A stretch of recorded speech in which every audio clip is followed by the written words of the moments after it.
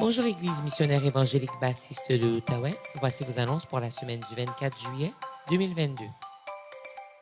Tous les mardis, nous avons temps de prière à 11h. Dimanche prochain, après le culte, nous aurons un barbecue, un temps de communion fraternelle tout de suite après le culte. Veuillez contacter Sœur Euphrasie pour apporter votre contribution. Le 31 juillet, il y aura une sortie pour toute la jeunesse au Top Karting. Ce sera à 6h p.m. Pour les dîmes et les offrandes, nous le faisons par virement Interact. L'adresse est trésorerie@imebo.org. Dans la section questions, vous mettez l'objet de votre don et le mot de passe est imebo84 en minuscule. Nous souhaitons joyeux anniversaire à tous ceux qui célèbrent un anniversaire de naissance, de mariage ou de conversion cette semaine. Joyeux anniversaire. Nous souhaitons la bienvenue à tous nos visiteurs qui nous visitent pour la première, deuxième ou troisième fois. Si vous avez des questions ou un besoin, n'hésitez pas de communiquer avec nous par les moyens affichés à l'écran, tout en vous souhaitant bonne adoration, bon culte. Nous souhaitons à tous le bienvenu au culte d'adoration de Dieu. Surtout à ceux qui viennent de proche et de loin de nos églises sœurs. Pasteur Josué et sa famille qui viennent de notre église sœur à Orléans, puis des sœurs et des frères qui viennent de notre église sœur à Tursault. Donc, bienvenue dans la maison du Seigneur. Je veux juste ajouter mes reconnaissances et félicitations à l'équipe qui a préparé notre camp de la semaine passée. Je n'ai pas participé, mais j'ai eu un peu des fruits dont j'en ai profité. Merci surtout à Sœur Annie, puis à Sœur Lourdes, aux bénévoles, Laila, Kayla. Y en a-t-il une autre? Licia. Donc ça ne se fait pas sans elle. Merci beaucoup. Puis l'autre chose que j'ai constatée, si vous descendez dans la cuisine, il ne reste pas une miette.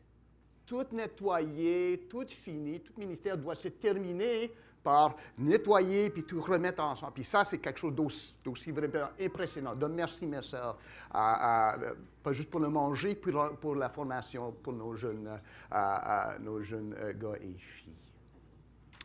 L'Éternel est dans son saint temple, que toute la terre fasse silence devant lui.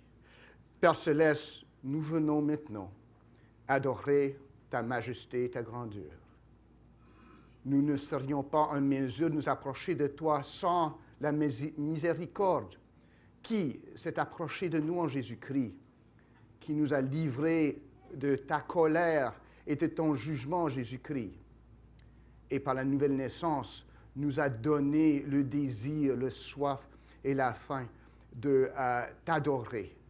Reçois, nous te prions, au nom de Jésus seul, notre adoration, que le nom de Dieu, Père, Fils et Saint-Esprit, soit élevé et glorifié, et au Papa, que ton peuple soit édifié ce matin. Reçois notre adoration, nous te prions, au nom de Jésus. Amen.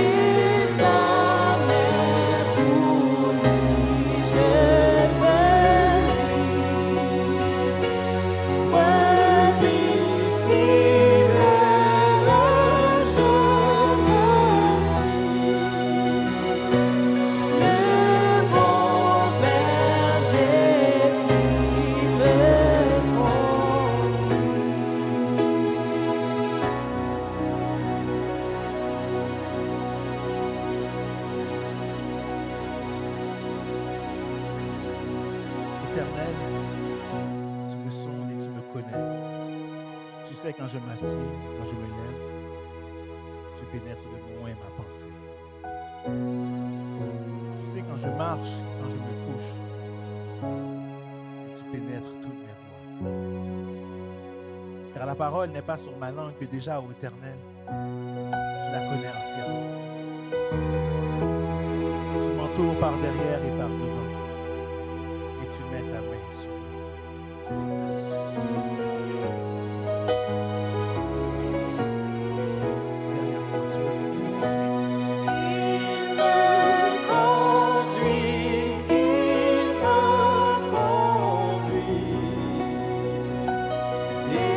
Désormais pour lui je veux vivre. Revenu fidèle, je le suis. Le bon berger qui me conduit.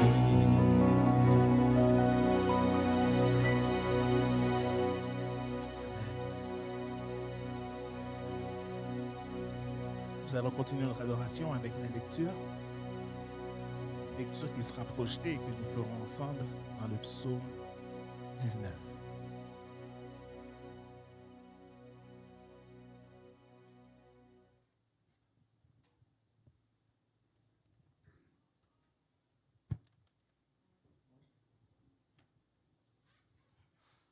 Ensemble.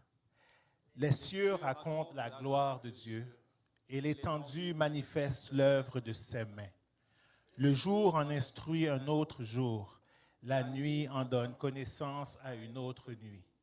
Ce n'est pas un langage, ce ne sont pas des paroles dont le son ne soit point entendu. Leur retentissement parcourt toute la terre, leurs accents vont aux extrémités du monde, où il a dressé une tente pour le soleil. Et le soleil, semblable à un époux qui sort de sa chambre, s'élance dans la carrière avec la joie d'un héros. Il se lève à une extrémité des cieux et achève sa course à l'autre extrémité. Rien ne se dérobe de sa chaleur. La loi de l'Éternel est parfaite, elle restaure l'âme. Le témoignage de l'Éternel est véritable, il rend sage l'ignorant. Les ordonnances de l'Éternel sont droites, elles réjouissent le cœur. Les commandements de l'Éternel sont purs, ils éclairent les yeux. La crainte de l'Éternel est pure, elle subsiste à toujours. Les jugements de l'Éternel sont vrais, ils sont tous justes. Ils sont plus précieux que l'or, que beaucoup d'or fin. Ils sont plus doux que le miel, que celui qui coule des rayons. Ton serviteur aussi en reçoit instruction. Pour qu'il les observe, la récompense est grande. Qui connaît ces égarements? Pardonne-moi ceux que j'ignore. Préserve aussi ton serviteur des orgueilleux, qu'il ne domine point sur moi. Alors je serai intègre, innocent de grands péchés. Reçois favorablement les paroles de ma bouche et les sentiments de mon cœur, ô Éternel, mon rocher et mon libérateur. Amen. Amen. Qu'il agrée les paroles de nos bouches, les sentiments de nos cœurs. Voulez-vous adorer le Seigneur ce matin? Mes frères et sœurs, êtes-vous dans la joie ce matin d'être dans la maison du Seigneur? Amen. De pouvoir l'élever, de pouvoir glorifier son Saint-Nom. C'est une joie et c'est toujours un privilège pour nous de pouvoir élever le nom de Jésus. Notre désir ce matin est qu'il vienne siéger dans la louange de son peuple et qu'avec joie nous puissions déclarer qu'il règne.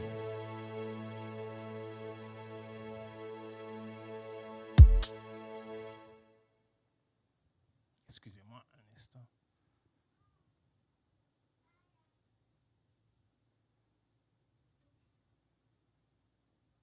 All right.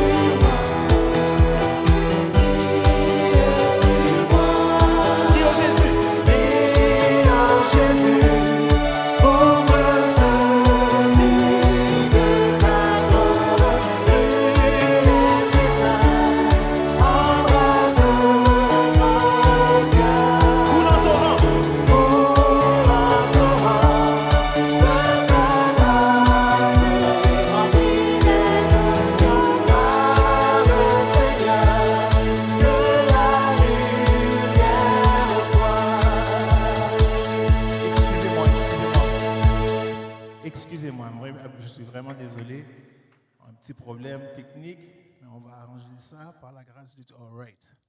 I should be good now. Je m'excuse. Allons-y ensemble. Take two. Ça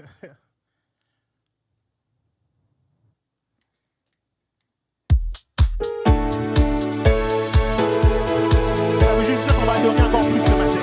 Seigneur, par la clarté. Seigneur, par la clarté de ton amour, chasse l'obscurité qui nous entoure. Jésus, toi la lumière qui nous éclaire, vérité qui nous guide et qui nous libère. Brille sur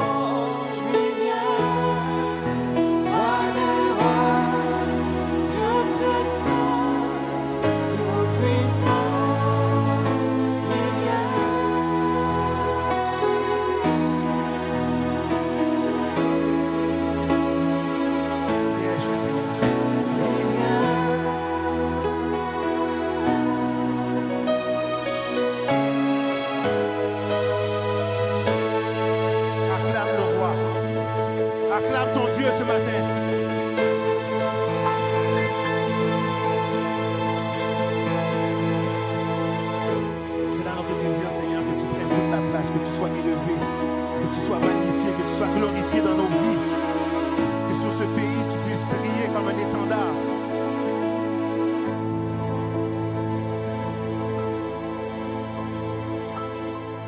Vous pouvez vous asseoir.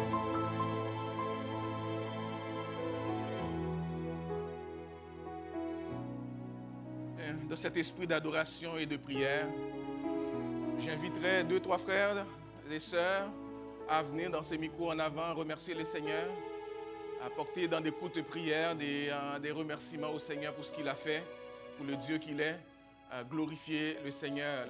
Les micros dans les allées sont pour cela.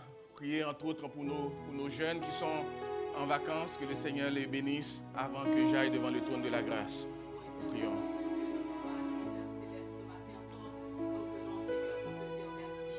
Grâce, nous venons pour te dire merci pour tes bienfaits envers nous. Tu es le Dieu extraordinaire, le Dieu capable de nous aider, le Dieu qui est capable de nous protéger, de nous garder. Merci Seigneur pour tout ce que tu as fait, pour la sécurité, pour la paix, pour la joie que tu nous as donné, Seigneur, l'espérance.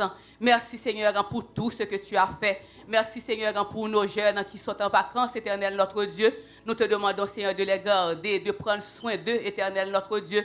Nous comptons sur ta grâce, nous comptons sur tes bienfaits. Tu es vraiment merveilleux. Nous t'aimons, Éternel notre Dieu. Nous voulons vraiment rester à tes pieds, rester, Éternel notre Dieu, près de toi. Nous t'aimons, Éternel notre Dieu. Reste avec nous, Éternel. Aide-nous, Seigneur, à te comprendre, alléluia, chaque jour dans nos vies, à faire, Éternel, ta volonté, Éternel notre Dieu, à rester, Seigneur, près de toi, Éternel notre Dieu, car tu es notre secours. Viens, reste avec nous, Éternel notre Dieu, car tu as dit, Papa, tu es avec nous jusqu'à la fin du monde et nous comptons sur ta parole. Merci Seigneur, béni soit Éternel. Amen, amen, amen. On continue à élever le nom du Seigneur. Reçois l'adoration, l'exaltation, la magnificence que toi seul mérites, Père. Merci pour ta fidélité. Tu es le Dieu fidèle, tu es réel, tu vis éternellement, à jamais, Seigneur. Merci pour ta souveraineté dans nos vies, dans la vie de nos enfants, dans la vie, Seigneur, d'amour de l'Église. Merci, Seigneur, pour chacun de nous ici présents, Seigneur. L'ennemi, Seigneur, d'amour, ne voulait pas que nous soyons debout, mais par ta grâce, par ton amour, tu nous as donné la vie. Merci pour la vie, Seigneur. Merci pour la santé. Merci, Seigneur, pour la protection, Seigneur, d'amour, de notre famille, Seigneur, notre famille d'église, notre famille immédiate, Seigneur. Merci, Seigneur, d'amour, pour tous nos parents, Seigneur, de ton façon. Actuellement, Seigneur, soit ceux qui sont dans les pays, Seigneur, que nous ne sommes pas là, mais toi, tu es avec eux. Béni soit ton Seigneur pour nos jeunes Père Saint qui cherchent leur identité, Père Saint. Merci d'être avec eux, Seigneur. Nos jeunes qui sont perdus présentement, Seigneur, du toi, Saint. Merci d'aller les chercher. Merci, Jésus, de former, Seigneur, dans leur caractère, de former leur cœur, Seigneur, de les garder dans le chemin de la vérité, dans le chemin de la vie, Jésus. Nous savons que nous ne pouvons rien faire, mais nos yeux sont sur toi et sur toi seul. Parce qu'avec toi, Seigneur, nous ferons des exploits, Seigneur. Avec toi, Seigneur, nos jeunes connaîtront, Seigneur d'amour, le succès et la vie, Jésus. Allez, cher, merci, Seigneur, de toucher leur cœur, ceux qui sont perdus présentement. Merci de les garder dans le chemin de la vérité et la vie, Seigneur. Merci, Seigneur, de t'offenser, parce que, Seigneur, tu les as rachetés d'entre les mains du diable, Seigneur. Malgré les mensonges, Seigneur, que l'ennemi peut les faire croire, Seigneur d'amour. Merci, Seigneur, de leur donner la vérité, Seigneur. Et merci d'agir présentement, Seigneur, sur leur contexte, Seigneur, toi, face et total, Père Saint. Nous savons, Seigneur, qu'ils sont innocents, Seigneur, qu'ils ne sont pas capables de voir bien, de voir clair. Merci d'éclairer leur chemin, d'éclairer, Seigneur, tu es la lumière.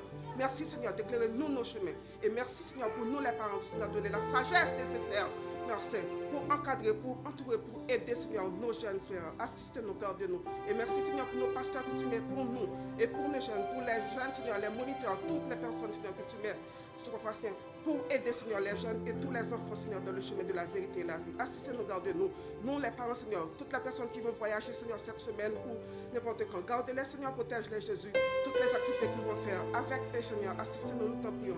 Merci, Jésus, au nom de Jésus. Amen. Amen. Et pensez aussi dans vos prières, dans cette dernière prière, il y a des frères et sœurs qui ne peuvent pas louer le Seigneur dans cette liberté que nous avons ici. Que le Seigneur les visite aussi et qu'il le bénisse.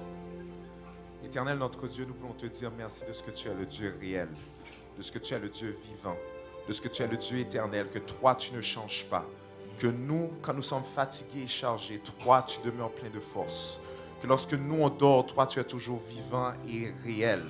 Merci de ce que tu es celui qui nous dit « Invoque-moi au jour de la détresse, je te délivrerai et tu me glorifieras ». Merci de ce que tu es le Dieu qui nous dit que ceux qui espèrent en l'Éternel renouvellent leur force.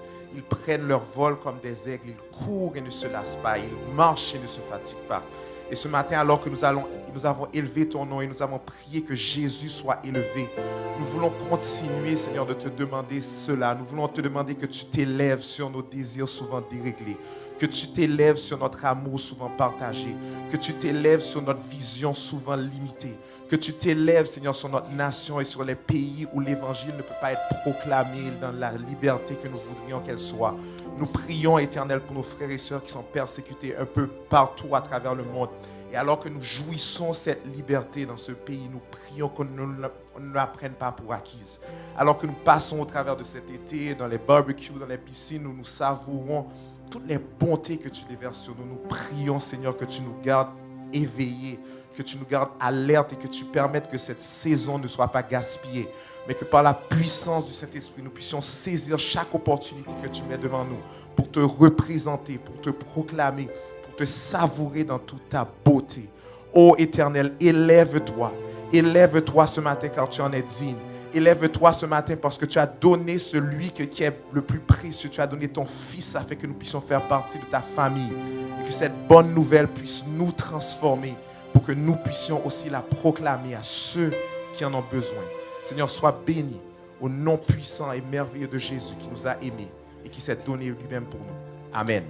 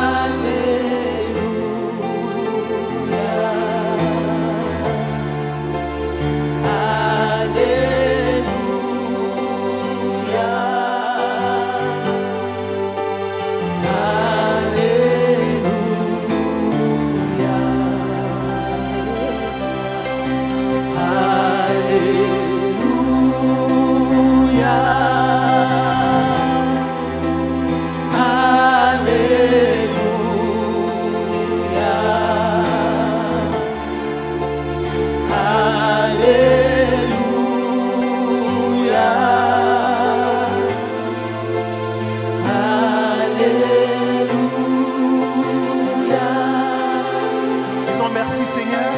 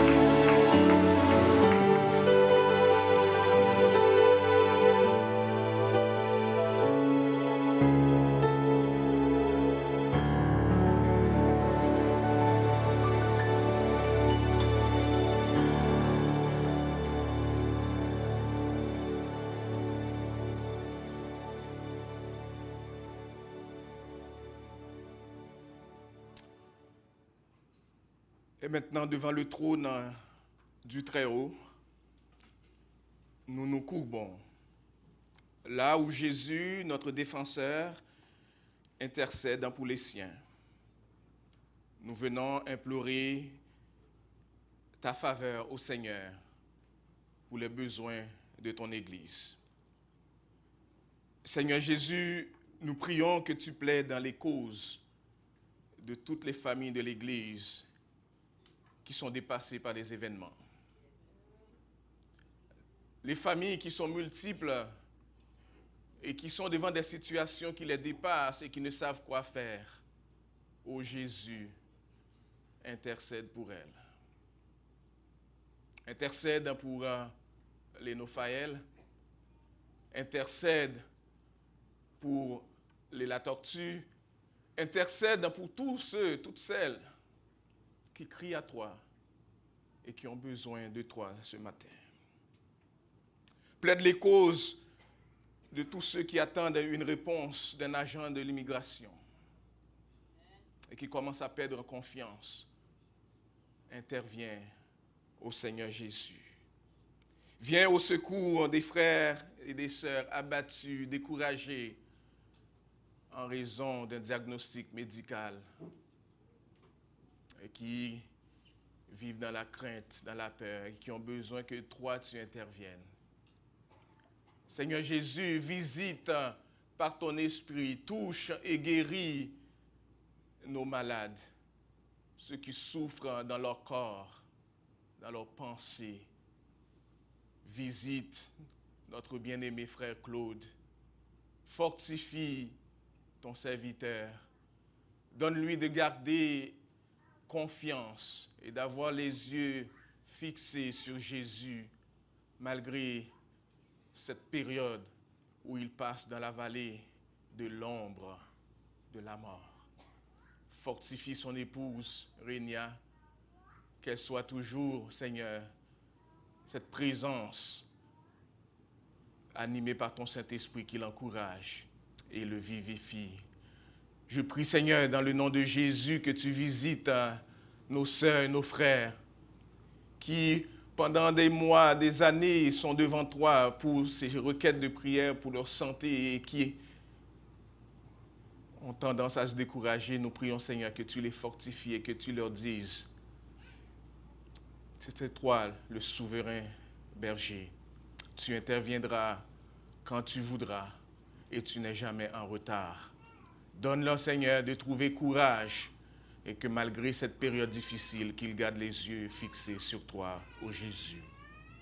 Ce matin, nous prions que tu fortifies les forces de nos personnes âgées qui ont besoin, Seigneur, de toi pour les motiver, les encourager. Nous prions, Seigneur, que tu les visites et que tu les bénisses, que tu les touches.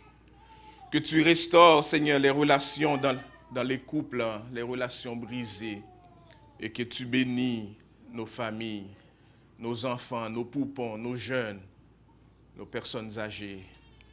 Et maintenant, Seigneur, nous te demandons ta bénédiction, la puissance de ton Saint-Esprit, pour que nous puissions mieux te connaître et comprendre toujours plus les dimensions infinies de ton amour. Bénis-nous, Seigneur, non pas en nous faisant marcher sur un chemin facile qui est pavé de victoire, mais en nous apprenant la fidélité. Bénis-nous par les souffrances et les larmes que tu jugeras nécessaires et donne-nous un cœur et un esprit qui aspirent à te reconnaître et à t'obéir. Donne-nous faim et soif de la justice. Mets en nous, Seigneur, un zèle pour la vérité et remplis-nous d'amour pour notre prochain, les gens autour de nous, nos voisins, que nous ayons du courage de leur partager la bonne nouvelle de l'Évangile qui sauve encore aujourd'hui. Accorde-nous de voir toutes choses dans la perspective de l'éternité. Apprends-nous à rechercher la sainteté d'un cœur sincère. Donne-nous la force dans la faiblesse, la joie dans la peine, le calme dans le conflit, la patience face à la haine, la fermeté et la prévoyance dans un monde inconstant.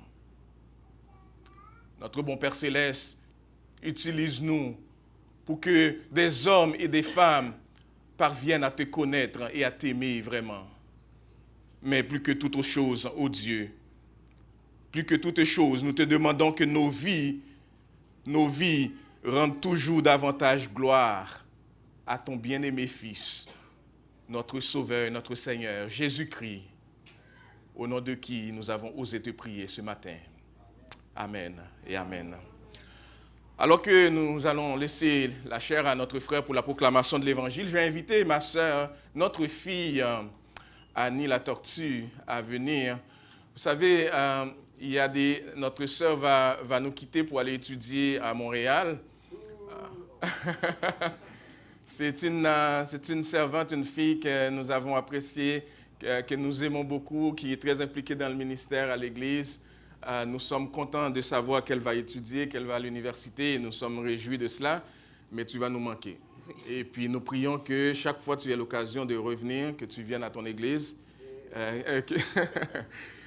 Malheureusement, c'est un cas qu'on est en train de vivre de plus en plus, nos jeunes qui vont à Montréal étudier. Mais nous prions que si le Seigneur, que ce soit sa volonté que tu reviennes, et que tu reviennes soit tout seul ou accompagné, on sera content. Et on va prier. Maman dit accompagner. Mais c'est le Seigneur qui décide. On va prier juste avant. Notre bon Père Céleste, notre Seigneur, quel privilège de t'adorer en famille et de voir, Seigneur, tes bénédictions dans la vie de nos jeunes, dans la vie de tes jeunes. Nous appelons ta bénédiction sur Annie. Nous prions que tu paves le chemin de devant elle, pour que là où elle va étudier, là où elle va habiter, les gens qu'elle va rencontrer, qu'elle soit une bénédiction pour eux. Nous prions, Seigneur, que sa vie soit un exemple de jeune chrétienne qui te sert et qui te sert de tout cœur, en toute fidélité. Nous prions que nous la voyions grandir en statut, en grâce et en sagesse. Et que, Seigneur, tout ce qu'elle touche soit béni, non pas parce que, Seigneur, elle-même, elle aurait fait quelque chose, mais parce que ta bénédiction l'accompagne partout. Qu'elle soit une servante pour toi, qu'elle soit un modèle de servante et qu'elle t'adore toujours en esprit et en vérité. Seigneur, que les défis qui sont devant elle soient aplanis, que tu aplanisses les sentiers et que tu lui donnes de rester attaché à Jésus-Christ, notre Seigneur commun, au nom de qui nous t'avons prié. Amen. Le Seigneur te bénisse.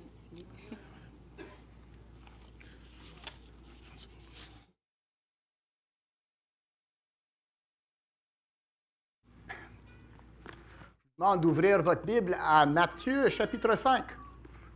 Si je pourrais rappeler aussi, brièvement à nos jeunes, il y a deux assez bonnes universités dans la région d'Ottawa. Une université excellente, l'université Carleton, là, je suis alumnus, puis il y a une autre université à Ottawa, l'université d'Ottawa. C'est pas si pire non plus, j'entends. Il y a même des cours en français. Je suis tombé endormi pendant ces cours-là, puis le monde était très gentil avec moi. En tout cas.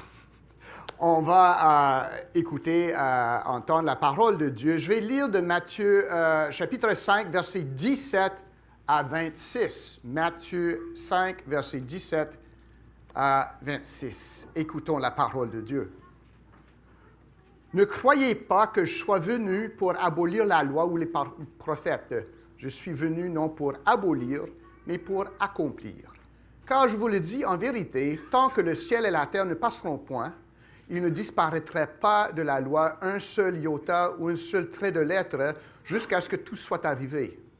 Celui donc qui supprimera l'un de ces plus petits commandements et qui enseignera aux hommes à faire de même sera appelé le plus petit dans le royaume des cieux.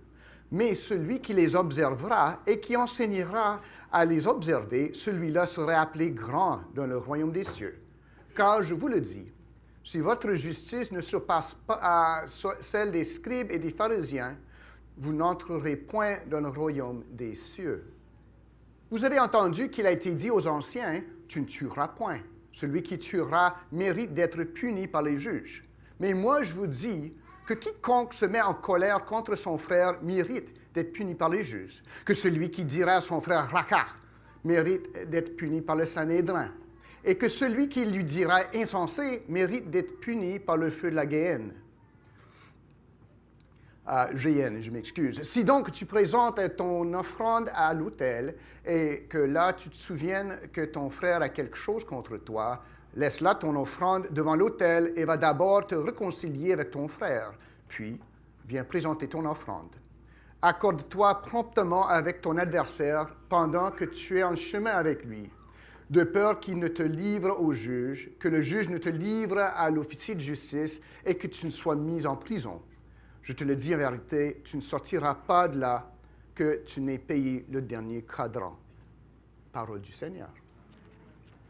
Donc, ce matin, on continue, on poursuit notre série sur le sermon sur la montagne. Pasteur Arsène avait abordé versets 17 à 20.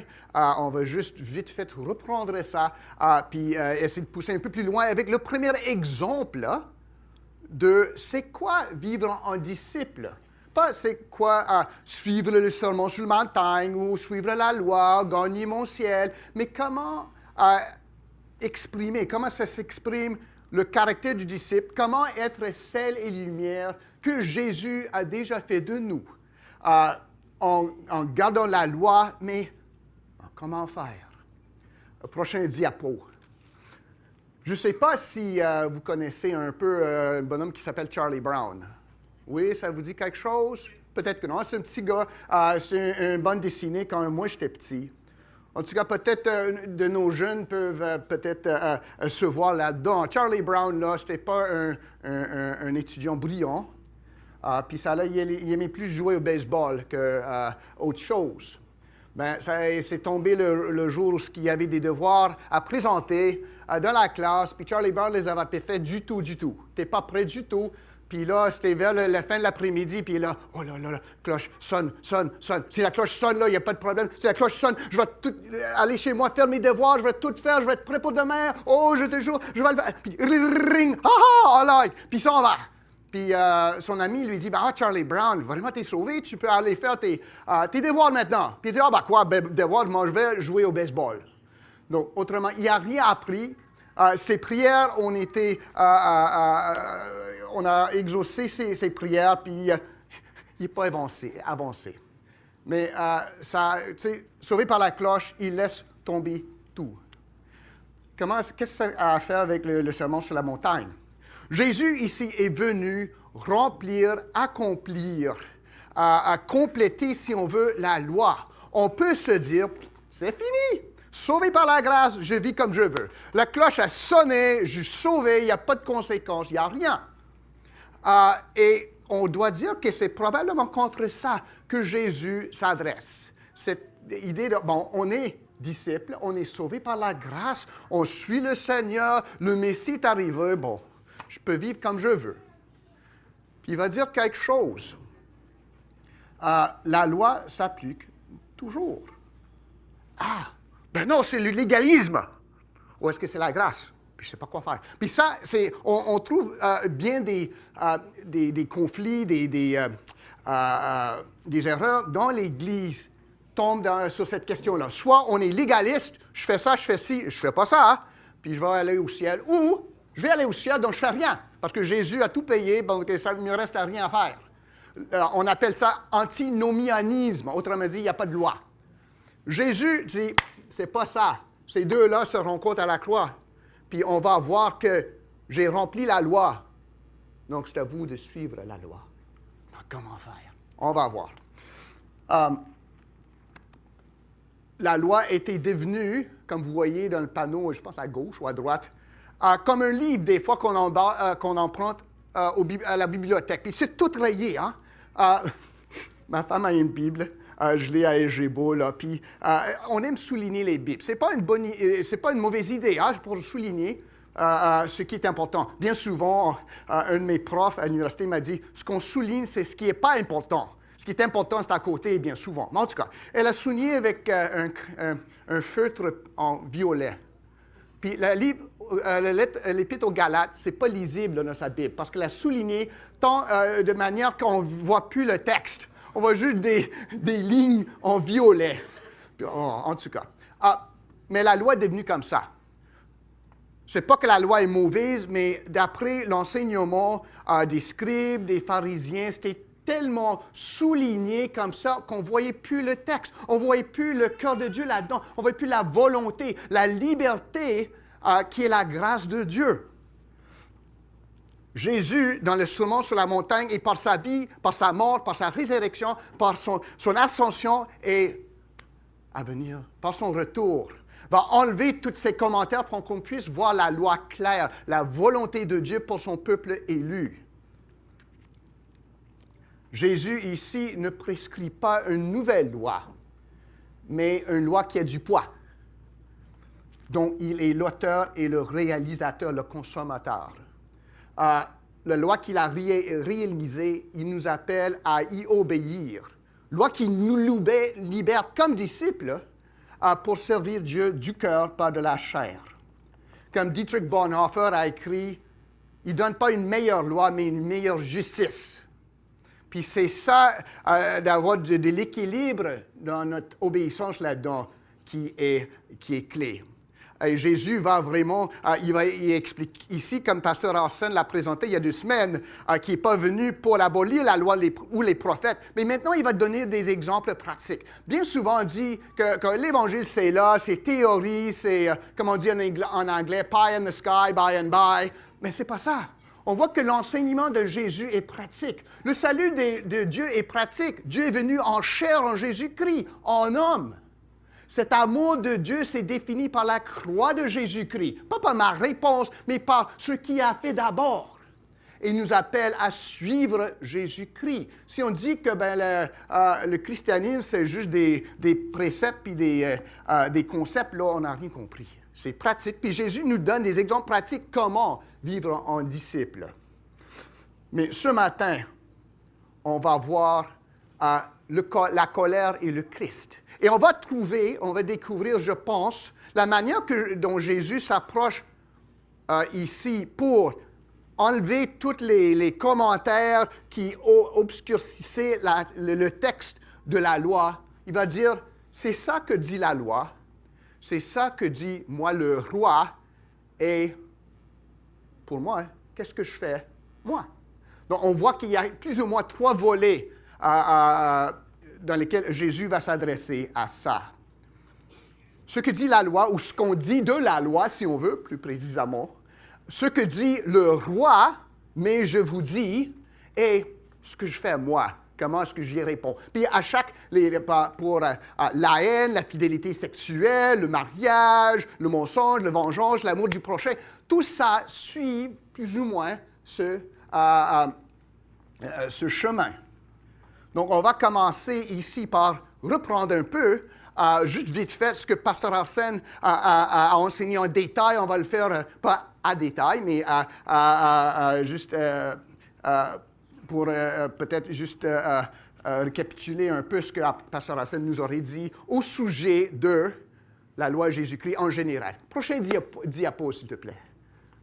Merci. La justice au-delà des légalistes. Jésus dit, ne croyez pas que je sois venu pour abolir la loi ou les prophètes.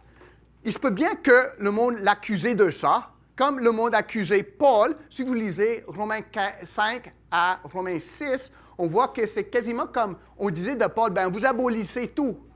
Donc on peut vivre comme des païens et se dire, allez au ciel. Puis Paul dit, non, on ne peut pas dire que la grâce, je vais pécher davantage pour que la grâce se monte davantage. Jésus nous dit ici, il n'est pas venu pour abolir ça. Être disciple de Jésus-Christ, ce n'est pas quitter la loi, c'est entrer là-dedans, dans l'ombre de la croix. La loi se lit à travers la croix. Je suis venu non pour abolir, mais pour accomplir. Jésus enseigne comment être sel et lumière. Le sel et lumière que lui, par sa grâce souveraine, a fait de nous. Moi, je n'œuvre pas pour devenir sel et lumière. Peut-être que je fais ça, je ne fais pas ci, je vais devenir sel et lumière. Non, Jésus dit déjà, vous êtes le sel de la terre. Pas vous allez être le sel de la terre si vous faites de bonnes choses. Jésus, par son élection, par son salut, par l'Esprit Saint, par lequel il nous a donné la nouvelle naissance, a fait de nous sel et lumière. Maintenant, il va dire, C'est quoi être sel et lumière? Comment est-ce que ça vit? Est-ce qu'on abandonne la loi? Non, du tout. Je ne suis pas venu pour ça. Est-ce que je garde la loi, mais plus scrupuleusement? Bien, ce n'est pas ça non plus. Ben, qu'est-ce qu'on fait? Bien, il va nous dire. Faites-vous-en pas. Le caractère dont il a parlé pendant les premiers versets, les béatitudes, vont se révéler, le caractère va se révéler en termes pratiques. Donc, il dit d'abord, la loi, ce n'est pas aboli, mais c'est accompli en Jésus-Christ. Puis on garde ça. Sans cela, je peux dire comme Marcion des hérétiques, bon, l'Ancien Testament, c'est juif, c'est charnel, ça ne vaut rien. Hein? Donc, puis bien souvent, peut-être pas dans nos milieux, mais certains milieux chrétiens, on arrache ça, puis on prêche juste le Nouveau Testament. Bien, sans prêcher le Nouveau Testament, sans prêcher l'Ancien Testament, c'est comme commencer votre bâtiment au 3e, 4e étage. Puis vous ouvrez la porte, bien, il n'y a rien. Bien, ici, on bâtit sur le fondement, sur les fondations, qui est l'Ancien Testament. Surtout en Matthieu, on voit qu'on cite l'Ancien Testament. Donc, Jésus n'est pas venu pour se débarrasser de ça. Il est venu pour bien enseigner et réaliser ce qui disait la loi. Puis la loi, les prophètes, on parle de tout l'Ancien Testament, pas juste, OK, ce qu'il ne faut pas faire, les 613 lois ou le prophète, bon, quand est-ce que Jésus va revenir? Il ne parle pas juste de ça. Il parle de toute la parole. Tout l'Ancien Testament, autrement dit, la loi de Dieu, se lit en Jésus-Christ. On ne peut pas bien le lire à l'autre côté de la croix. Il faut le lire de ce côté-ci de la croix. Après la résurrection de Jésus-Christ, après son sacrifice, après sa vie, après son ascension, après le don du Saint-Esprit à son Église, là, on peut lire l'Ancien Testament avec une fidélité parfaite en Jésus-Christ. Mais ça ne veut pas dire qu'on cesse de lire ou on cesse d'y obéir. Mais il va dire comment faire. Jésus enlève la loi comme intermédiaire entre le pécheur, moi et Dieu. Et il le réalise en lui-même, afin que, en lui, la loi devienne pour nous, voyez, pas de gagner, mais de vivre notre salut. Je ne sais pas si je m'explique bien. Bien souvent, je vais dire, « Ah, la loi dit ça, donc Dieu est poigné avec moi. » Puis, c'est-à-dire, autrement dit, Dieu, tu ne fais pas confiance là. « Oh, je ne sais pas, tu dis que tu nous aimes, tu as envoyé ton fils, mais non, je vais avoir un autre moyen. Je vais suivre cette loi-là, vraiment soigneusement, puis tu vas être poigné avec moi, tu vas il va te falloir me sauver parce que j'ai gardé la loi. » La loi commence à servir comme intermédiaire. Il y a moi, la loi, puis Dieu. Mais Jésus dit, c'est moi la loi, autrement dit, puis je suis pour toi. Autrement dit, Jésus devient celui qui rend la loi un moyen de vivre dans la joie. Pas pour gagner notre ciel, mais pour réjouir de ce que Dieu a fait pour nous en amour en Jésus-Christ. Il y a une grande différence, mes amis. L'un, c'est la religion. L'autre, c'est la foi de Jésus-Christ. Puis c'est peut-être là une des divisions les plus grandes que les divisions catholiques, protestants, baptistes, pentecôtistes. Plus grande différence, c'est la loi, je gagne mon ciel par mes œuvres, des mains d'un Dieu qui ne veut pas le lâcher, qui ne m'aime pas vraiment, mais il se trouve obligé de me sauver parce que j'ai gardé sa loi. Vous voyez? Ou le Dieu qui s'est ouvert les mains, il a placé des trous dans ses mains pour moi et il m'a embrassé. C'est ça la loi de Dieu. La loi de Dieu, c'est la croix de Jésus-Christ. Puis Jésus va dire maintenant, la loi, c'est plus un intermédiaire, mais c'est le voie de la joie pour nous. Il va enseigner comment ça se fait. Donc, autrement dit, je suis les exigences de la loi, pas pour être sauvé, mais pour répondre à l'appel de Jésus-Christ. Ça met la loi d'un tout autre caractère, si on veut. C'est comme une lampe. Si on veut être la lumière du monde, une lampe a besoin d'une mèche puis une vitre qui l'entoure. Pas de mèche, pas de lumière. Le sel a besoin d'une salière pour que ça ne se verse pas partout, mais là où ce que je veux l'avoir. Un petit peu sur mes frites, merci. Donc, nous avons besoin de la loi pour nous encadrer, pour nous guider, pour nous garder. Puis Jésus, c'est lui, si on veut, la personnification de la loi, lui qui a donné la loi, lui qui l'a réalisée. Jésus dit ici, puis Pasteur Hassan a bien expliqué ça, mais juste pour dire, il dit, quand je vous dis, verset 20, vous avez tous vos Bibles ouvertes, je les vois, oui, ok, c'est bon ça. Je vous dis, si votre justice ne surpasse pas celle des scribes et des pharisiens, vous n'entrerez point dans le royaume des cieux. OK. Qu'est-ce que ça veut dire, ça? Est-ce que ça veut dire que si un pharisien dit, je jeûne 2 fois par semaine, moi, je vais le faire 3 fois par semaine pour dépasser leur justice? S'ils vont à l'église le dimanche, moi, je vais y aller le dimanche soir aussi pour les dépasser? C'est pas ça. Jésus ne dit pas, joue le même jeu que les pharisiens, mais joue-le mieux. Bien souvent, on fait ça maintenant dans nos jours. On est chrétien, il faut jouer de la même façon que ceux qui opposent les adversaires de l'Évangile, mais on va être plus dur. We're going to own them. On va les posséder, on va les écraser. Tu sais, il n'y a plus cette affaire d'être doux. Là, on va les écraser, le pouvoir, c'est ça qui compte. Non, Jésus ne nous appelle pas à ça. Lorsqu'il dit que notre justice doit dépasser celle des pharisiens, il dit ça parce que la justice des pharisiens, ce n'était pas grand-chose. C'est une justice externe, une justice charnelle. Ce n'était pas une justice du cœur. C'est ça qu'il dit. Il ne dit pas qu'il faut agir plus justement, mais il faut agir à partir de la justice qui se trouve dans un cœur déjà transformé par la grâce. Donc, il dit, si vous me suivez, votre justice va venir du cœur et vous allez dépasser les pharisiens et les scribes au niveau du cœur et au niveau de la manière qu'ils vont agir. Il faut changer l'intérieur avant qu'on puisse changer l'extérieur. Si les pharisiens possédaient une fausse justice, si on veut. C'était négatif. Fais pas ça, et surtout, fais pas ça. Oui, c'est drôle un peu, mais il était comme ça. Hein? C'était charnel, c'était extérieur. Je voyais ça. On peut l'énumérer. OK, jupe trop haute. OK, pas de cravate, toi. C'est comme ça. Il y a quelqu'un qui manque à l'église, je vois une banc vide. C'est extérieur, c'est charnel. C'est juste du performance qu'on peut mesurer. Juste parce que je peux mesurer quelque chose, ça ne veut pas dire que ça vaut quelque chose. Vous voyez. Puis moi, j'étais ingénieur aussi. J'ai été formé à Carleton, comme je vous ai dit. Il se servait de sa justice comme un levier pour leur propre gloire. Et moi, je suis mieux que Pasteur Josué. Je vais à l'église plus souvent que lui. Là. C'est qui prend la gloire? Est-ce que c'est Jésus? Oh, gloire à Jésus! Non. Oh, gloire à Gordon, là, parce qu'il vraiment, il se prend pour un autre. C'est ça qui arrive avec la justice des pharisiens. Ou de nous, lorsqu'on commence à se vanter et on laisse tomber Jésus-Christ.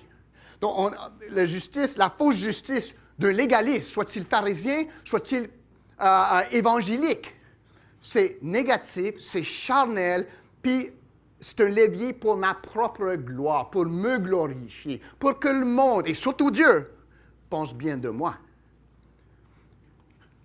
Jésus dit, il faut que vous fassiez mieux. Et vous allez le faire, faites-vous-en pas. Une vraie justice, positive. Je vis comme ça pour l'éternel. Bien souvent, on apprend à nos jeunes quoi pas faire. Puis à la fin, s'ils quittent l'Église, ils disent, on n'a jamais dit quoi faire. C'est tout, quoi pas faire, de quoi avoir peur, avec qui ne pas m'associer, mais pas qui connaître, quoi faire, comment aimer, comment me réjouir dans le Seigneur et dans sa parole. Donc, c'est positif. Ça vient du cœur. Ça veut dire que ça va être extérieur aussi, mais c'était à l'intérieur avant. Je ne sais pas, la dernière tempête qu'on a eue à Ottawa, ça s'appelle ça un Dericho. Hein? Ce n'est pas Jericho où les murs sont tombés. C'est Dericho. C'est un nouveau mot pour moi. Peut-être Nancy, elle connaissait ça, Dericho sans doute. OK, mais on voit les arbres qui sont tombés. Puis bien souvent, des fois, ils étaient complètement arrachés des racines, donc les racines n'étaient pas foncées. En dedans, du dehors, l'arbre avait l'air d'être en bonne santé. L'air poussé, des feuilles, puis tout ça. en dedans, c'était tout pourri, c'était vide. Est-ce que vous avez vu ça en passant, les bûches là, qui étaient vides à l'intérieur? Il n'y avait rien. Bien, Jésus nous dit, la justice des pharisiens, c'est comme ça. Ça paraît beau à l'extérieur, peut-être comme des sépulcres blanchis, mais à l'intérieur, c'est vide, il n'y a rien. Mais nous, en dedans, il faut être solide. Il faut avoir du vrai en dedans. Puis à l'extérieur, en fonction de ça, il va y avoir du vrai aussi. Puis c'est pour ça que Jésus dit, il faut que votre justice surpasse celle des scribes et des pharisiens. Sans cela, vous ne rentrerez point au royaume des cieux. Il faut être converti. Il faut être né de nouveau. La nouvelle vie vient de la nouvelle naissance. Ça, c'est ce qu'opère Dieu par sa grâce. En Jésus-Christ, par le Saint-Esprit, c'est ça qui produit la justice dont on a besoin si on veut voir l'éternité avec Jésus. Puis, première question à nous poser, comment est-ce que je suis en dedans? Est-ce que je suis vide comme ces arbres qui ne font qu'attendre le prochain Jéricho? Je pensais qu'on allait l'avoir hier. Alors, j'étais en moto puis j'avais peur, là, ils vantaient. En tout cas, est-ce que j'attends juste ça? Je ne suis pas prêt. J'espère que personne ne m'aperçoit parce que j'ai une bonne apparence de l'extérieur. Ou est-ce qu'il y a du solide en dedans parce que Jésus l'a planté? C'est ça la question ce matin, mes amis. Si vous ne comprenez rien d'autre de ça, puis vous dites, je ne sais pas qui est en dedans de moi. Je vois la façon que j'agis, j'entends les paroles de ceux qui aiment Jésus, puis ça ne va pas ensemble. Peu importe comment je tape les mains. Qu'est-ce que je fais? Ben, pose la question.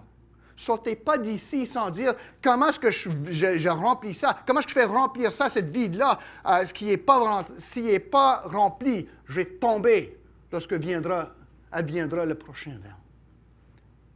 Jésus nous dit que cette justice qui vient de lui, couverte par sa justice imputée, objective, va produire en nous une justice subjective, vécue, vous voyez. C'est ça qu'il faut si on veut voir le royaume des cieux. Prochain diapo, s'il te plaît. Ils sont beaux, sont petits, par exemple, les diapos. Je ne sais pas c'est qui a fait ça. Oh, c'est moi, je m'excuse. Jésus va donner le premier exemple. Puis, si vous suivez dans votre Bible, puis c'est toujours mieux lorsque c'est en papier, on peut voir tout ça à la fois, hein? Pas clic, clic, clic, clic. Hein? On va commencer à poursuivre un paquet d'exemples pratiques. Comme j'ai dit, la foi chrétienne, ça se vit, c'est pratique. Il va commencer avec le meurtre, la colère meurtrière. Comment est-ce que ma justice puisse dépasser celle des pharisiens? Jésus dit, faites-vous-en pas, je vais vous donner plusieurs exemples qui vont à la fois vous condamner puis vous libérer en moi en même temps. Vous avez entendu qu'il a été dit aux anciens, tu ne tueras point, celui qui tuera mérite d'être puni par les juges. Si Jésus, ici, il ne parle pas dans le sermon sur la montagne, premièrement, de la justice objective, imputée. Qu'est-ce que je veux dire par là? Si on est croyant, on n'est pas sauvé par notre propre justice. Même la Sainte Seine, aller à l'église 7 jours sur semaine, m'infuse pas de justice. Hein? Ça ne me donne pas une justice devant Dieu dont je peux me vanter. C'est la justice de Jésus-Christ dont me vante. Je me présente devant le Père en disant, j'ai rien à te présenter au Papa, sauf ton Fils, qui m'a aimé, qui s'est livré pour moi. C'est sous sa justice que je me cache. Puis le Papa dit, c'est ça que j'ai fait, mon fils. Ma fille, fais-toi-en pas. Tu es couverte par cette justice objective. Je te vois dans la justice de mon Fils. N'aie pas peur. Ceci étant dit, Jésus va nous adresser de ce qui se passe en dessous de la parapluie, si on veut. Comment est-ce que je vis une vie juste subjective, pas subjonctive, subjective, en fonction de cette justice objective par laquelle je suis couvert. Vous comprenez? OK? En Jésus-Christ, comment est-ce que je vis pour Jésus-Christ? Comme Jésus-Christ. En plus d'agir en piété, il faut avoir le cœur juste. D'où aboutit la vie juste, comme la fleur aboutit d'un bon terrain. Hein? OK. Il va commencer par ce que dit la loi. Puis lorsqu'il dit, il a été dit aux anciens. On ne parle pas de frère Jean Fanol, frère Claude, frère Bernard. Non, ici, les anciens, il dit, dans l'ancien temps, lorsqu'on enseignait la loi, on disait, tu ne tueras pas. Est-ce que c'est vrai ou pas? Est-ce que c'est la loi ou est-ce que c'est une tour de mort? Tu ne tueras pas. Non, c'est la vérité. C'est la loi. Vous avez juste à voir dans Exode chapitre... quel chapitre j'ai trouvé la loi? 20, oui, c'est ça, c'est 20, c'est 20. 20, verset 13. OK, ça c'est vrai. Jésus ne dit pas, c'est faux, là, il faut tout abandonner ça. Là. Moi, je vais vous montrer une meilleure façon. Non, non, il dit, vous avez entendu ça, pas pour dire c'est mauvais. Et celui qui tuerait mérite d'être puni par les juges, c'est pas là-dedans. C'est une implication si on veut. Mais ce que Jésus vit, c'est ça le problème d'abord. Ce que craignent les pharisiens, c'est le jugement civil. Se faire poigner dans une erreur, dans un péché. Donc, ce n'est pas que tuer est bon. Ce n'est pas bon, c'est interdit par la loi. Mais on disait, ben, tu vas faire juger, donc tue pas, tu vas être correct. C'est ça l'enseignement. Y a-t-il un problème là? C'est comme dire à quelqu'un, mourrez pas de cancer. Bon, c'est un bon conseil, mais qu'est-ce qu'il faut faire avant? Si j'ai le cancer, il faut l'enlever. C'est pas assez pour dire mourrez pas de cancer. Dis d'abord, enlevez le cancer qui se trouve dans toi, puis vous allez vivre. Jésus nous dit, c'est pas assez l'extérieur. Il faut tuer le péché qui est au cœur de nous. Donc Jésus n'abolit pas l'enseignement de la loi. Le renseignement est bon là, mais la manière dont ça se présente, comme si je pouvais arriver au ciel en évitant les mauvais tours, et Dieu va être pris avec moi, c'est ça le problème. Stéphane priait pour la réalité. Ici, c'est la religion sans le réel. C'est l'orgueil qui est déguisé en humilité. Lorsque je dis, je ne fais pas ça, donc Dieu va être satisfait avec moi. Puis on trouve ça, mes amis, ce n'est pas juste dans l'Église. Est-ce que ça vous est jamais arrivé de présenter l'Évangile de Jésus-Christ à un non-croyant? « Oh ben, je vis une bonne vie, je ne suis pas pire que les autres, là, Dieu va m'accepter. » Ça a l'air d'être très humble, là. « Oh, toi, tu te prends comme quelqu'un qui connaît le seul chemin de la vie. » Mais je le comprends parce que Jésus l'a dit. Ce n'est pas vraiment être orgueilleux, ça. Mais ça paraît bien, hein? Oh non, on ne peut pas connaître. Je vais juste bien vivre, puis Dieu va être satisfait de moi. C'est l'orgueil, mes amis. C'est qui le Dieu dans cette équation-là? C'est moi. Je vis selon mes propres lumières, donc Dieu va être satisfait de ça. Lorsqu'on entend ça, c'est l'esprit des pharisiens. Ce n'est pas une humilité, c'est une fausse humilité. La vraie humilité dit, c'est Jésus qui est le seul chemin. Il m'a permis de le connaître. C'est pour ça que je suis sauvé. Ça, c'est la vraie humilité. Donc, les pharisiens, vraiment, en disant qu'il ne faut pas faire ça, hein, tu vas être correct, c'est une fausse humilité, c'est une fausse justice. Et Jésus dit, le disciple de Jésus-Christ ne peut pas être comme ça. Mais moi, je vous dis, ce que dit le roi, verset 22, je vous dis que quiconque se met en colère contre son frère mérite d'être puni par les juges, que celui qui dira à son frère Raka. Puis il continue comme ça. Puis Raka, ça veut dire vraiment plus ou moins insensé ou c'est une insulte. Mais qu'est-ce qu'il dit par ça? Est-ce qu'il y a comme une gradation? Si on dit ça, bon, vous allez être puni d'une certaine façon. Puis si vous dites ça, vous allez à l'enfer? Pas vraiment. Ce qu'il dit, ça, il ne faut pas craindre juste la punition civile. C'est le jugement de Dieu qu'il faut craindre. Puis ce n'est pas juste le meurtre qui t'expose au jugement civil. C'est le cœur qui est meurtrier qui vous expose au jugement éternel de Dieu. Vous voyez, il va tout à l'intérieur. C'est Jésus qui fait le MRI, le CAT scan. Il fait le rayon X, la radiographie de notre âme. Les pharisiens disent, bon, là, il n'y a pas de plaie, c'est correct. Ça va bien. Je me sens mal. Oh non, c'est correct, ça va bien. Tu sais, vous paraissez bien, là, vous êtes beau, vous êtes riche, vous avez une belle maison, vous avez un beau travail, donc tout va bien. Mais il y a quelque chose qui ne va pas. Puis vous allez à un vrai médecin de l'âme, puis il va dire, vous êtes en train de mourir.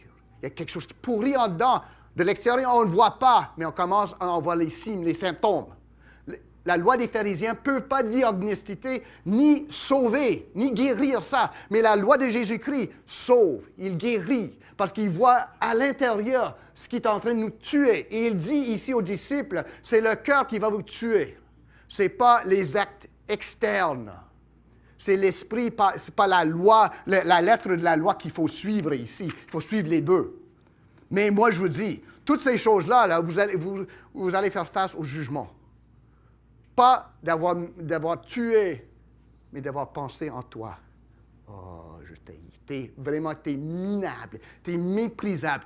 Je t'haïs. Ça, c'est déjà aussi bien que le meurtre en ce qui concerne le jugement. Donc, il n'y a pas un secteur qui est pire que l'autre. C'est juste, Jésus dit, là, faites-toi-en pas trop du cours civil. Fais-toi du cours de jugement de Dieu. Puis Dieu juge le cœur parce que Dieu voit le cœur, pas l'extérieur. Puis ça, c'est l'Ancien Testament. Hein? Donc, c'est ça qu'il dit. Jésus s'adresse à mon cœur. Parce que ici, là, tuer, c'est mon œuvre. Je fais ou je ne fais pas ça. C'est une œuvre. Je peux dire aux autres, j'ai jamais tué quelqu'un. Peut-être quand vous avez partagé l'Évangile avec quelqu'un, ça dit ça. Oh, je ne suis pas si pire que ça. J'ai tué personne. Il y a un bonhomme en prison, là. Ça, c'est vraiment un meurtrier. Je n'ai jamais tué personne. Autrement dit, Dieu n'a rien contre moi. Jésus dit, non, c'est pas vrai. Dieu connaît ton cœur, puis déjà, tu es condamné. Viens à moi. Viens être sauvé. Puis c'est ça votre cas ce matin, si vous n'êtes pas en Jésus-Christ. Peut-être que vous n'avez pas tué personne. Bon pour toi. Je ne te conseille pas d'aller tuer quelqu'un. Vous n'avez pas dérobé. Souriez pas, Stéphane. C'est vrai, je ne veux pas que le monde fasse ça. Je n'ai pas fait ci, je n'ai pas fait ça. Mais dans ton cœur, si tu as été en colère contre quelqu'un, si tu as haï quelqu'un, en effet, tu l'as déjà fait. Puis Dieu voit ce que moi, je ne vois pas. Et tu es déjà condamné. Il faut tourner vers Jésus-Christ pour avoir le pardon. OK. Est-ce que la colère juste est correcte? Oui, mais. J'ai rencontré cette famille québécoise ici depuis notre arrivée dans la région. Les 8 mai. Vous les connaissez tous, je pense. Les 8 mai, hein? Oui, mais. Le mec qui compte, hein? Ce qui arrive, puis je vous demande de vous examiner ici. Lorsque vous vous mettez en colère, puis moi, j'ai eu à vraiment réfléchir là-dessus. C'est le problème, étudier la Bible, là. J'avais regardé dans le miroir, puis ça, c'est déjà un grand fardeau pour moi, regarder dans le miroir. Mais le miroir de mon âme, c'est pire. Pourquoi est-ce que je me mets en colère contre les autres? Je suis en trafic. On parle toujours d'être en circulation. Être à vélo, c'est encore pire, là. Hey, wow, mon gros... Pourquoi est-ce que je fais ça? Oh, t'es justifié, c'est correct, t'as coupé. Est-ce que je suis justifié pour mépriser celui qui est fait à l'image de Dieu, juste parce qu'il m'a coupé? Jésus dit, faites attention à ton cœur, là. Ta colère, c'est pas aussi juste que tu le penses. On est toujours mêlé là-dedans. Chaque fois, mes amis, des devoirs, même pour les enfants, je sais que c'est la congé, mais le devoir, chaque fois que vous allez vous fâcher cette semaine, posez-vous cette question-là. Pourquoi est-ce que je me fâche? Où est-ce que je suis le moi là-dedans? Vous comprenez la question? Il faut toujours bien comprendre les devoirs. Quand je dis à quelqu'un, « t'es imbécile », pourquoi est-ce que je dis ça? Je veux l'humilier pour qu'il ne me revienne pas. Je veux m'élever pour que je me voie mieux que lui. Moi, je suis le juge. C'est qui le juge? C'est Jésus-Christ, ce n'est pas moi. Donc, je prends la place de Jésus-Christ. Jésus-Christ, Dieu a pris la chair de qui pour devenir homme en Jésus-Christ? La chair d'un homme. Puis moi, je prends un autre homme, une autre femme, puis je dis, t'es méprisable. Je dis à Jésus-Christ, l'incarnation, là, c'était une grosse erreur. Pourquoi est-ce que vous avez fait ça? Vous voyez, quand je méprise un autre être humain fait à l'image de Dieu, chair que Jésus-Christ a pris pour venir vivre selon la loi de Dieu, pour nous sauver, se donner, se livrer à la croix pour mes péchés. Puis moi, je commence à mépriser la forme qu'il a pris. Qu'est-ce que je dis de Jésus? Je laisse la réponse vide ici. Mais je dois me poser la question, quand je me fâche, il y a la colère justifiée, la colère juste. C'est vrai. Lorsqu'on voit une injustice, on ne peut pas dire « Oh, ben, c'est correct, je pardonne ». Ce n'est pas à moi de pardonner l'injustice commise contre un autre. C'est à moi d'intervenir puis laisser l'autre pardonner son adversaire. On ne peut pas se dire juste si l'injustice ne nous dit rien. Mais en même temps, faites attention, mes amis, on peut se gonfler. Je ne suis pas comme ces publicains-là qui commettent tant de fautes. Moi, je suis mieux, je rends grâce à Dieu que je suis mieux qu'eux. Puis je suis en colère contre ceux qui sont injustes. Vous voyez? Déjà, je me gonfle. C'est un péché. Jésus juge le cœur. Il nous dit aussi d'examiner notre cœur. Puis si on revient sur les béatitudes, c'est ça qu'il nous a dit. Il faut s'examiner pour être heureux en Jésus-Christ. Les pauvres en esprit, les affligés, les débonnaires ou les gens doux, avoir faim et soif de la justice, les miséricordieux. Il faut vivre une vie d'examen de soi pour pouvoir faire ça. Jésus, il ne change pas de tonne, là, il ne monte pas un octave, là, je ne sais pas comment on dit ça en français. Il continue. Dans ce cas-là, examinez-vous. Parce que Dieu examine votre cœur. Et ce qu'on doit faire, ce que je fais moi, on vient juste d'en penser. Si en prochaine diapo, je suis allé de l'avant malheureusement. Examinons-nous pour voir pourquoi on se fâche. Quand je vais sur Twitter, sur Facebook ou je ne sais pas trop quoi, puis je dis, oh, je vais clouer l'autre comme ça, t'es idiot, t'es pas étudié comme moi, Puis si vous embarquez jamais sur Twitter, vous allez voir ça. Bon. J'essaie de le tuer du cœur.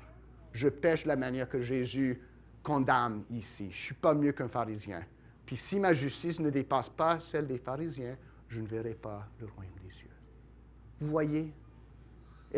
Si vous cherchez une vie sans examen, sans repentance, ne devenez pas croyants en Jésus-Christ, parce qu'ils exigent ça afin que nous soyons refaits à son image et que nous connaissions la vraie joie, pas une joie passagère.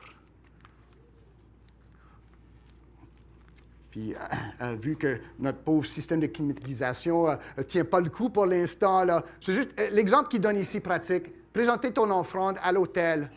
C'est cet exemple. Il ne parle pas de la Sainte Seine, il ne parle pas d'autre chose. Tout ce qu'il dit, qu'on ne peut pas louer Dieu et haïr notre prochain. Puis il ne définit pas c'est qui notre prochain, hein? C'est tout le monde, en fin de compte. Surtout les frères et les sœurs, mais c'est tout le monde. Je ne peux pas aller devant Dieu en claire conscience, Alléluia, en même temps que je méprise ma femme, mes enfants, mon voisin. Ce qu'il dit, c'est, bon, laisse faire les Alléluia pour un instant, là. Présente-toi. On a l'habitude de se présenter à l'Église en retard anyway, donc c'est pas grave. Allez vous arranger avec votre frère, votre voisin, puis là, revenez. Puis adorez-moi d'une conscience claire, sans hypocrisie, parce que je vais vous voir, je vais dire, c'est quelqu'un dont le cœur est brisé. Il devrait l'être, parce que moi, je suis le Dieu qui est miséricordieux et parfait et saint. Il faut être brisé devant moi et refait, guéri en Jésus-Christ. Donc, c'est ça qu'il dit ici. On ne peut pas, la vie et l'adoration vont ensemble. Il n'y a pas un écart entre les deux. Lorsque vous quittez là, prochainement, mes amis, je vous le promets, ce n'est pas fini votre adoration là. C'est juste, on déclenche la semaine d'adoration ici. On le poursuit chez nous, au travail, en vacances, quitter cette porte-là. Jésus nous dit tout simplement, on ne peut pas adorer Dieu et haïr notre voisin. Et il dit vraiment, il faut s'accorder. Pourquoi est-ce qu'il dit ça? Puis on termine avec ça. Dernière diapo, si on peut, Anaïs, je m'excuse. Bon, vous reconnaissez ce bonhomme-là déjà. Je te le dis la vérité, tu ne sortiras pas de là que tu n'aies payé le dernier cadran. Ce qu'il dit ici, ce n'est pas vraiment comment se comporter dans les matières financières, je m'excuse, Paul, ou en ce qui concerne la justice civile. C'est qu'on ne sait pas quand est-ce qu'on aura une compte à rendre. Vous ne savez pas non plus. On a prié pour des malades. Il y en a qui semblent être plus prêts à rencontrer le Seigneur que d'autres, mais on ne sait jamais. On est en cours. On est en chemin. Est-ce qu'on est réconcilié avec Dieu en Jésus-Christ? Est-ce qu'on a fait notre paix avec lui? Est-ce qu'on a demandé, par la grâce de Jésus-Christ, est-ce qu'on s'est fléchit le genou à Jésus pour qu'il nous guérisse, nous donne le cœur nouveau, afin que nous puissions lui rendre obéissance et vivre dans la joie. On doit se chercher à se réconcilier constamment, pas juste avant la Sainte Seine. Ce n'est pas juste question qu'avant la Sainte Seine, ça s'en vient. Pas dimanche prochain, mais dimanche après. Hein? Ah, OK, le samedi avant, je vais te téléphoner. Ah, je m'excuse. Si je t'ai blessé, tant pis. C'est pas ça, OK? On se réconcilie à chaque instant, lorsque est toujours jour. Lorsque la lumière brille toujours, on s'excuse, on cherche la réconciliation. Si quelqu'un pense avoir un tort contre moi, pas que si moi, j'ai rien fait, c'est correct. Non, si j'ai une sœur, une frère qui est offensée, je poursuis la réconciliation tout de suite pour essayer d'arranger ça. Puis je viens, puis j'adore le Seigneur. C'est ça qu'il dit ici. On fait attention à notre cœur. On porte attention à notre cœur, afin qu'il soit, par la grâce de Dieu, pur, comme le mérite de Jésus-Christ. On ne veut pas être hypocrite avec le nom de Jésus. On veut être ceux qui sont en train de se faire transformer dans l'image de Dieu parfaite en Jésus-Christ. Et ça vient du cœur. Jésus est venu faire la paix entre Dieu et le pécheur, même quand celui-ci ne voit aucun tort. Il faut chercher toujours à faire réconciliation. C'est ça l'autre devoir pratique. Je m'examine lorsque je me mets en colère. Pourquoi? C'est où le moi là-dedans? Deuxièmement, c'est avec qui que je dois faire la réconciliation cette semaine. Pas pour qu'il ne me baude pas, mais pour glorifier Jésus-Christ en agissant comme lui. Dietrich Bonhoeffer, puis on termine avec ça. L'humanité du Fils de Dieu nous fait le don des frères. Ceux qui nous entourent, même si on s'en plaigne, on les voit comme frères et sœurs dans la lentille de l'humanité de Dieu en Jésus-Christ. Profitons-en, aimons les uns les autres et ainsi obéissons-nous à la loi de Christ. Amen.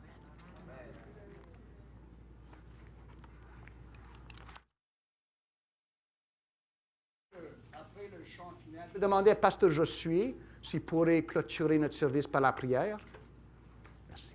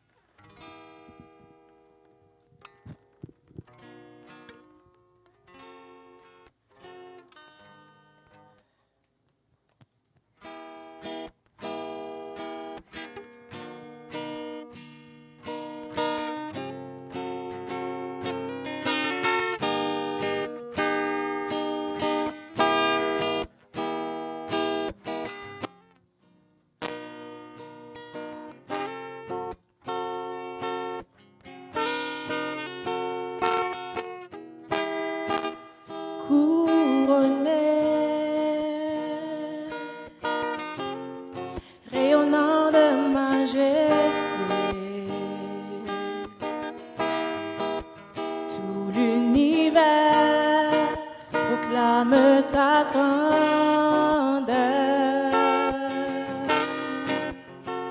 Glorifié, glorifié par les anges prosternés. Tu es assis à la droite du Père. Jésus, merveilleux nom, qui est semblable à toi, ô Dieu. Oh, Jésus, ton précieux nom est digne d'hommage.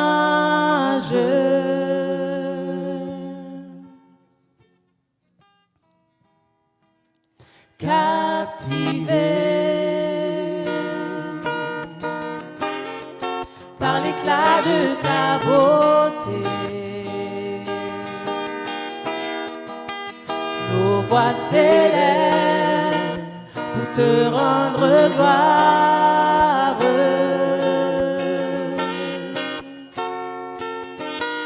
Jésus, merveilleux nom, qui est semblable à toi, ô Dieu. Oh, Jésus, ton précieux nom est digne d'hommage. Oh, Jésus, Jésus, merveilleux nom, qui est semblable à toi, ô Dieu. Jésus, ton précieux nom est digne d'hommage.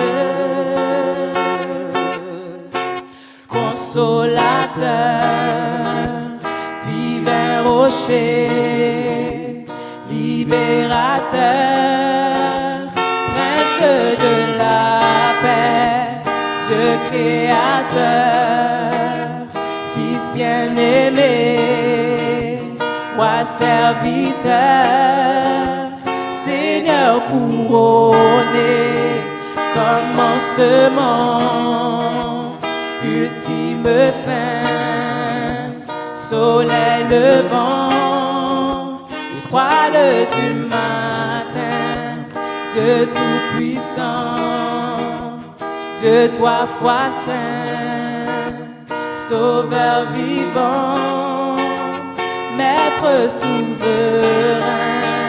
Oh, oh,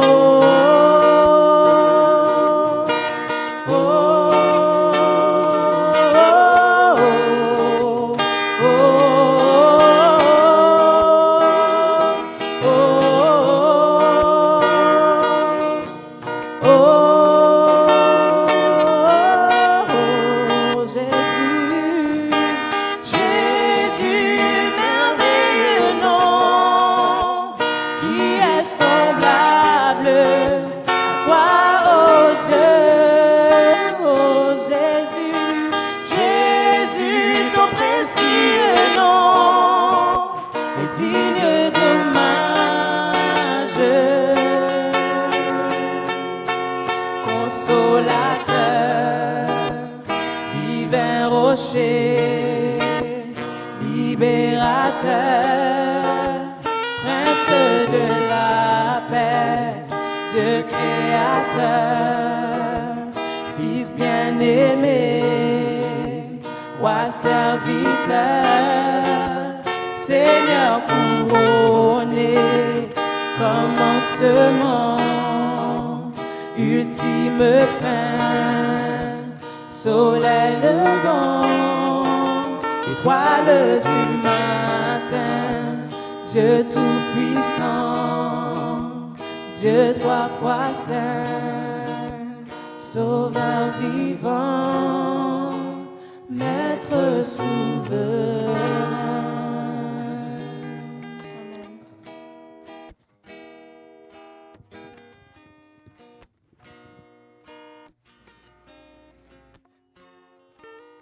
Prions le Seigneur.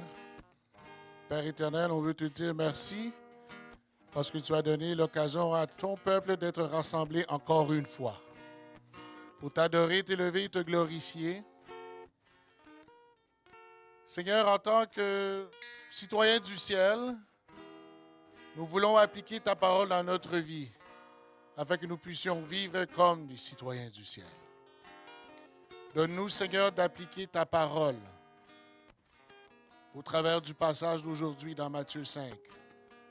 Donne-nous cette occasion de revenir sur cette parole et qu'on puisse se regarder devant le miroir et que ton esprit puisse nous révéler les parties de notre vie qui devront être changées. Nous voulons ce changement, mais nous ne pouvons pas le faire par nous-mêmes. C'est pour ça qu'on te fait confiance, Seigneur. Parle-nous dans ta parole par ton Saint-Esprit.